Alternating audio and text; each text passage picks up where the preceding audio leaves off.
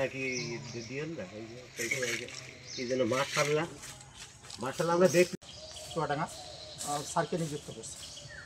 এখন ন্যায় বিচারের সাথে লাশটা উত্তোলনের জন্য আমরা যেহেতু আসছি, এই মামলার তদন্তকারী কর্মকর্তা ঢাকা পল্লবী জোরান টিমের এসআই রকনুজ্জামান লাশ কবর থেকে উত্তোলনের জন্য আমি আবেদন করি মামলা তদন্তের স্বার্থে।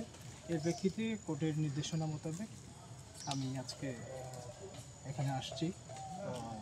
স্যারকে এই কাজের যখন যেখানে অ্যাসোসিয়েশন প্রয়োজন, তো এখানে এসে তো আপনারা দেখলেন যে হচ্ছে ভিকটিমের পিতা, ভিকটিমের আত্মীয় স্বজন সবাই মিলে একটা লিখিত আমাদের বিজ্ঞ জেলা ম্যাজিস্ট্রেট বরাবর আমাদের জুলাই আন্দোলনের শহীদ মোহাম্মদ শাহরিয়া শুভ ওনার কবর থেকে লাশ উত্তোলন করার বিষয়ে আদেশ প্রদান করেছেন বিজ্ঞ জেলা ম্যাজিস্ট্রেট স্যারকে ম্যাজিস্ট্রেট নিয়োগের বিষয়ে।